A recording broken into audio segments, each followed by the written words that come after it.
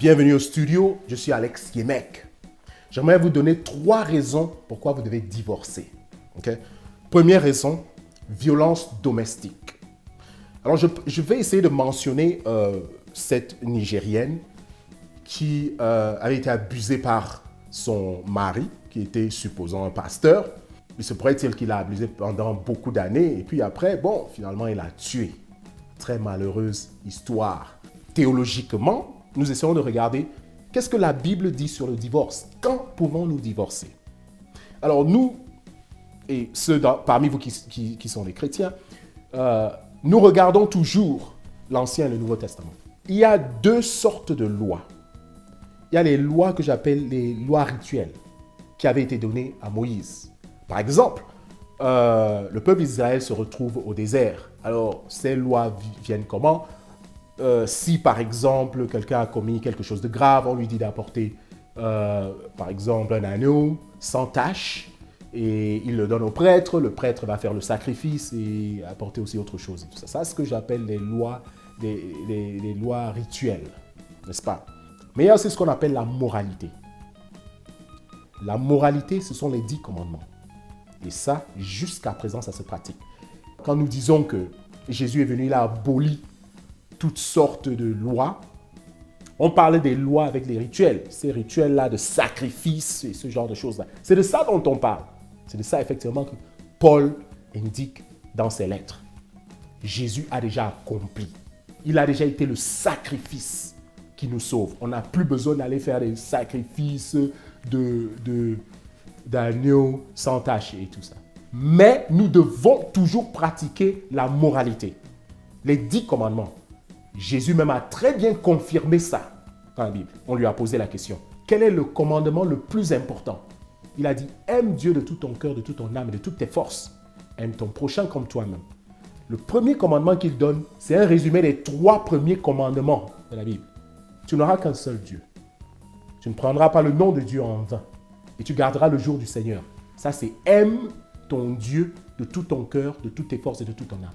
Et les 7 autres commandements qui ont à faire avec tu honoreras ton père et ta mère, tu ne tueras pas, tu ne commettras pas d'adultère et jusqu'au 10e. Et c'est ça le 2e commandement de tu aimeras ton prochain comme toi-même. Alors Jésus, il résume donc les 10 commandements en 2 commandements, confirmant que les commandements doivent être respectés. Alors nous savons que nous ne sommes pas parfaits, mais la moralité, nous devons toujours la chercher. On peut même dire que les 10 commandements sont aussi résumés en un seul commandement. Aime ton prochain. C'est-à-dire tu aimes Dieu qui est aussi ton prochain et tu aimes l'autre comme toi-même. Comment donc nous réconcilions la violence domestique dans cette histoire? Comment pouvons-nous nous divorcer en regardant cette moralité-là? Alors le 5e commandement parle de ne pas tuer. Tu ne tueras point. Nous devons comprendre que quand nous nous laissons et que nous nous donnons à la violence domestique, nous pouvons perdre notre vie. Nous avons un mari qui nous abuse physiquement, ou alors une femme qui abuse son mari physiquement, ça peut mener à la mort. Et nous le savons très bien, que toute attaque physique peut mener à la mort. Alors, maintenant, une personne qui se trouve dans cette situation doit immédiatement se protéger, parce que ne pas tuer veut aussi dire protéger ta propre vie. Ne pas aussi te tuer. C'est un peu comme quand vous êtes dans l'avion et vous êtes prêt à décoller et on vous dit, on vous donne des instructions, on vous dit, en cas d'urgence, il y a un masque qui va descendre. Portez d'abord votre masque avant de porter à l'autre personne. C'est comme ça, protégez d'abord votre vie avant de dire que vous pouvez protéger quelqu'un d'autre. Et quand on parle du 5e commandement, tu ne tueras pas, c'est de ça dont on est en train de parler. On protège d'abord notre vie. On n'aimerait pas que quelqu'un nous tue. Voilà pourquoi on a le droit de se défendre quand nous sommes attaqués. Une femme qui est dans un mariage et qui voit qu'elle est en train d'être battue doit immédiatement se lever et quitter ce mariage. Cette histoire-là que les femmes se disent « Oh non, il n'a pas fait exprès, oh il va changer » et tout ça, ça sont des illusions. C'est de l'ignorance à première catégorie. Le pourcentage des hommes qui changent est très petit. Et quand bien même un homme qui tape sa femme change et ne le fait plus, c'est parce que la femme ou la famille de la femme ou ceux qui sont tout autour de la femme ont pris des mesures qui l'effrayent et qui l'emmènent au niveau où il ne veut plus le faire. Donc quand vous arrivez à cette situation-là, la première des choses à faire, c'est immédiatement quitter ce mariage. D'abord, même s'il faut le faire d'abord temporairement, pour voir si la personne peut changer. Alors, d'un autre côté, vous avez des femmes qui mentent beaucoup, qui soit mentent ou alors elles-mêmes abusent aussi de leur mari. Une femme qui gifle ou qui frappe son mari ne doit pas croire que quand le mari va lui rendre ça, ça veut dire qu'il l'a abusé. Non, il s'est défendu. Là, il y a une différence. Vous attaquez quelqu'un, la personne a le droit de se défendre. C'est comme ça que ça se passe. Vous ne devez pas vous dire que parce que vous êtes une femme, vous avez le droit de poser votre main sur un homme. Non. Vous n'avez pas ce droit.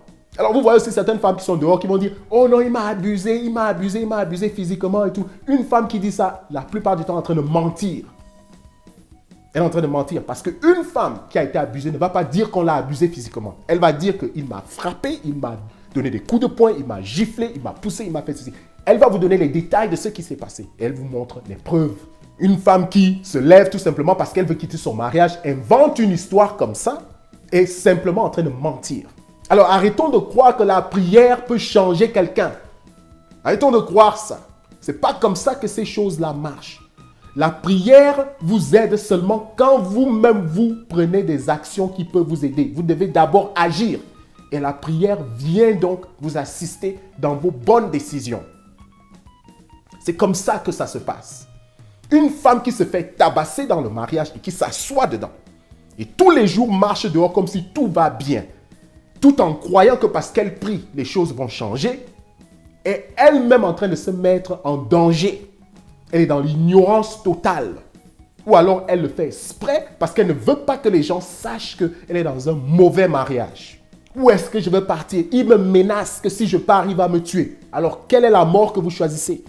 Vous préférez rester, mourir comme cette femme nigérienne qui pendant des années a été abusée et qui a refusé de se lever, de prendre une décision à partir, peut-être parce que les gens allaient se moquer d'elle ou on allait dire qu'elle a déjà quitté le mariage et tout. Parce que c'est comme ça. Qu'est-ce que les gens vont dire? Est-ce que c'est ce que vous choisissez? Ou alors, vous choisissez la mort où il va vous poursuivre et vous tuer. La vérité, c'est que vous avez l'opportunité de vous échapper quand vous décidez de fuir et de partir. Quand cette histoire-là arrive, parlez aux gens qui sont tout autour de vous, à qui vous croyez que vous pouvez faire confiance et qui peuvent vous aider. Si vous ne trouvez pas qu'ils peuvent vous aider, allez dans des organisations qui peuvent le faire. C'est très important. Parce que cette image que vous êtes en train de montrer, comme cette femme nigérienne était en train de montrer au monde, en montrant que tout va bien dans son mariage, sachant bien que cet homme est un pasteur qui prêche aux gens dehors, mais qu'il abuse quand il rentre à la maison, cette image-là est mauvaise. Elle-même attire le karma vers elle. Ses enfants, par exemple, quel âge ils avaient? Est-ce qu'eux ne pouvaient pas reporter ça? Est-ce qu'ils ne pouvaient pas trouver de l'aide? Et vous avez ces pasteurs qui sont là dehors, qui vous disent que, avant que cet instant arrive, qui vous disent, non, le mariage, vous devez rester dans votre mariage. Dès que cet instant arrive, ils vous disent maintenant que vous pouvez divorcer. Parce que ces gens-là, eux, ils cherchent seulement la popularité. Ils ne sont pas vraiment là parce qu'ils croient en Dieu. Non. Vous allez voir d'abord leur manière d'agir. Parce que quelqu'un qui veut se sacrifier pour Dieu va d'abord aller étudier la théologie. C'est très important. Si vous aimez Dieu ou bien que vous avez eu un message, allez d'abord étudier et ça va aider votre foi. C'est très important. Parce que quand la Bible dit que nous périssons par manque de connaissance, elle ne mentionne pas par manque de foi. La connaissance, l'éducation est importante. Parce que si cette femme était bien éduquée, elle allait comprendre ces choses. Malheureusement. Alors, deuxième raison pourquoi vous devez divorcer, c'est si votre mari ou votre femme abuse vos enfants. Et ces abus peuvent être des abus physiques ou alors des hommes qui ne sont même presque jamais là. Ils sortent le matin, ils sont partis jouer avec les femmes dehors, ils vous laissent, vous la femme, vous occupez des enfants. Où est la différence si vous divorcez cette personne-là? C'est qu'il y a des femmes qui veulent montrer que, gars, c'est dur là dehors. Si je laisse cet homme-là, je vais rester seul. Vous êtes déjà seul. C'est mieux que vous sauvez votre vie que d'avoir un mari qui est tout constamment dehors avec d'autres femmes et qui va venir vous donner une maladie qui va vous tuer et vous allez abandonner carrément vos enfants. Le mariage, c'est le sacrifice. Quand un homme ou une femme n'est pas prêt pour ce sacrifice, ils ne doivent pas entrer dans le mariage.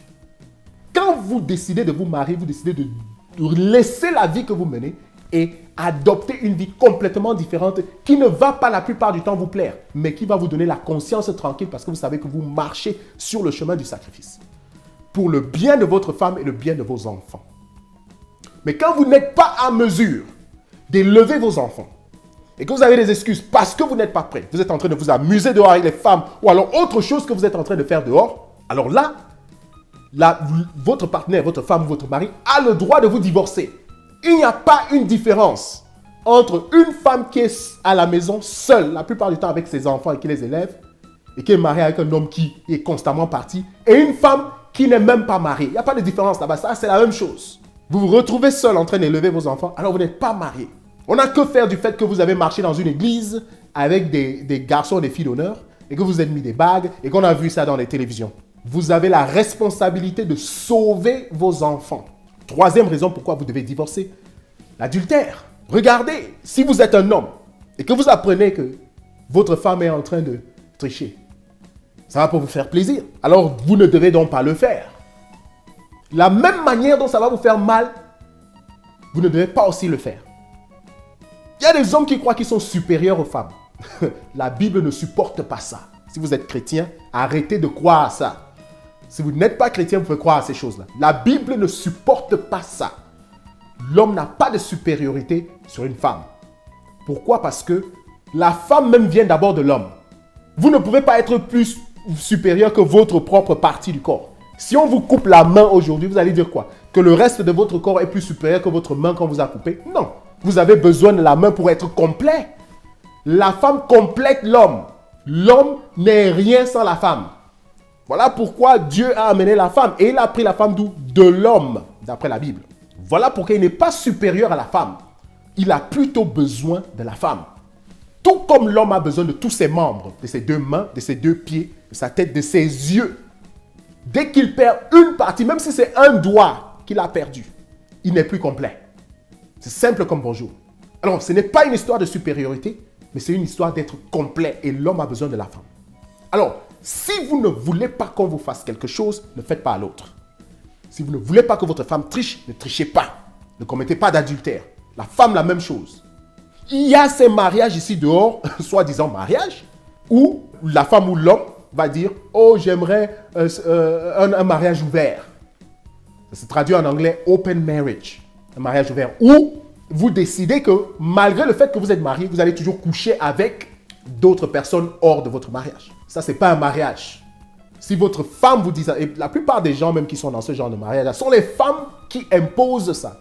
Ça veut dire quoi? Ça veut dire que elle ne vous aime pas. Vous êtes seulement là comme une roue de secours. Parce que l'homme qu'elle veut, elle n'a pas l'opportunité de l'avoir, alors vous êtes là. Et vous ne voulez pas être dans ce genre de relation. Ce n'est pas un mariage. Okay? C'est une illusion. Ce sont des gens qui ont le mauvais cœur, qui acceptent ce genre de choses-là. Le mariage, comme je l'ai déjà dit, est un sacrifice. Si vous êtes avec quelqu'un, soyez avec cette personne-là. Si vous ne pouvez pas sortir de ce mariage-là, ne perdez pas le temps à l'autre. Soit disons que vous êtes marié. Allez chercher ce que vous voulez chercher dehors. Parce que ce que vous faites à l'autre, on va vous le rendre. Qui tue par l'épée meurt par l'épée. Ne vous dites pas que vous allez échapper de ce qui va vous arriver. Merci beaucoup de m'avoir suivi. Comme je le dis toujours, je ne suis pas un pasteur. Je suis un philosophe.